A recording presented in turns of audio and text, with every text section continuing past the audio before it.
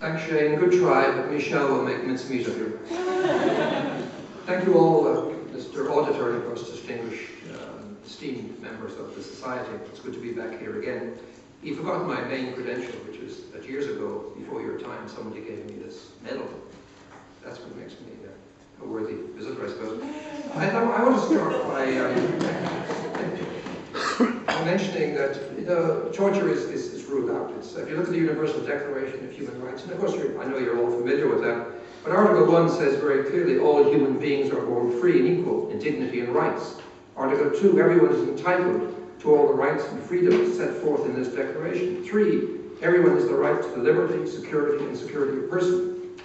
4, no one shall be subjected to torture, to cruel, inhuman, or degrading treatment or punishment. And it goes on the same theme. But what it means is that anybody who, on my distinguished friends on my right here, and amongst this esteemed audience, who thinks you can justify torture, is of course acting or dreaming in violation of international law. That's the point I wanted to say up front. And in my own case, I'm not an expert on this subject, but I have Michelle taking care of the expertise side of things. The definition is very broad in my case. Sanctions became a form of torture in the case of Iraq, for example. But having worked overseas for the UN for some 30 years, I've been very close to torture, and I've worked in countries where torture is frequently used, such as Iran, the United States, Singapore, Indonesia, Iraq, Cuba, China, Britain, Lebanon, Israel, South Africa, Argentina, Chile, and Colombia, and so on. But I've never been closer than being close, never having been tortured myself. In '64, in my first gig for the United Nations, I was in Iran. Within a week or two of getting there, a brand new, shiny young officer who just signed his letter of loyalty to the UN, I was approached by Amnesty International to spy on SAVAK. SAVAK was the CIA-trained secret police responsible for the Shah, and doing a very good job in terms of the torture area, which Shane has addressed so ably. Since then, the sanctions regime in Iraq, in my view, has been torture. To hold people under the cosh for 10, 12, 13 years, their children suffering from malnutrition, elderly folks dying because surgery is no longer viable, that is torture. Particularly when you drag it out and you slowly kill these people as opposed to hitting them with weapons or bombs or whatever they happen to be. In fact, many of us feel it's a form of genocide. In Cuba, in 2004, I was taken by Cuban army officers down to Guantanamo Bay, and we looked over into the construction of cages from a hidden spot in the mountains around Guantanamo. It was something to see, and something to see a building to destroy Geneva Conventions in violation of human rights, in violation of all the things that the Americans think are close and special to them, their exceptional nature in terms of freedom and democracy and all that crap. But my work with the Kuala Lumpur War Crimes Tribunal, which I have been at for several years, I've eaten breakfast and lunch and dinner with survivors of the Guantanamo Bay experience, and I want to speak very briefly about 3 of them. One is a man called Sami. He was an Al Jazeera photographer in Kabul, and was swept up and given to the Americans, and ended up in Guantanamo Bay, where he was brutalized on capture, shackled, solitary confinement, beaten, stomped upon, and rendered to Gitmo, possibly through Shannon Airport, because we don't know that. He was hung up by shackles behind his back to the point where his arms became dislocated.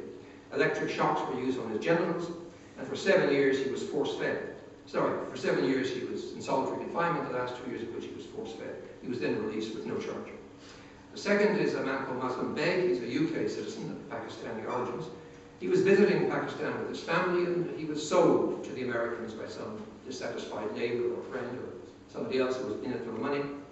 He was hog-tied, which means being like a pig on a bar over a cookout, and then treated, spat upon, tortured again in Pakistan, flown to Bagram, which is the air base near Kabul, where he was kept in a cage made up entirely of razor wire, kept on the floor, partially naked, spat upon, badly fed, etc. He was taken to showers, all together, all shackled together, and led and focused upon by women. And dogs were brought in to make it even more exciting. Tortures for the CIA, the FBI, military intelligence, people like that. And the third is a man, an Iraqi called Abbas Abid. He was picked up sorry, I should mention that Beg, of course, put in 5 years in Guantanamo Bay. He was shackled and also mistreated and was let go finally with some interference by the British. However, meantime, he had met with an American psychiatrist who had shown him how he might go about committing suicide in his cage.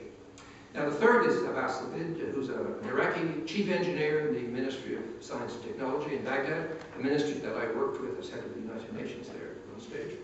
He was detained in August 2005. No charge, but he was held in Jadira bomb shelter. 15 Americans and National Guard broke into his home, took him into this prison. His home was wrecked. His body went into convulsions following electrical shock and torture. His fingernails were literally pulled out one by one. His genitals were electrically shocked. He was hung from the wall, his shoulders again dislocated, and weights were attached to his penis. He witnessed American prisoners, fellow prisoners, being drilled with a Black & Decker, and detainees forced to have sex with each other, wooden sticks rammed into their rectum, hooded for 5 months, defecated into plastic bags, medical bags provided for food, and no medical care. He also was released after some 12 months, no charge. That's the sort of thing that goes on when you allow torture to happen, and you allow the American sense of democracy and freedom to run amok. These men are very different men, there's no question about it, and Sami has been rehired by Al Jazeera. The Iraqi's gone back and lives, I think, in terror, possibly in Baghdad, but he's there. And Beg has been unemployed, but runs a very interesting NGO in Britain called For Caged Prisoners.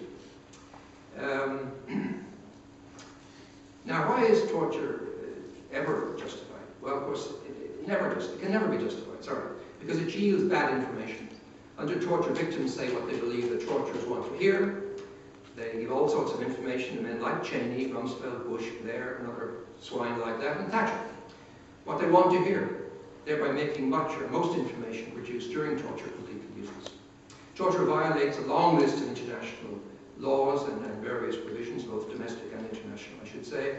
It fundamentally invites the Geneva and other conventions. It's in violation of the Human Rights Declaration, as I said at the beginning.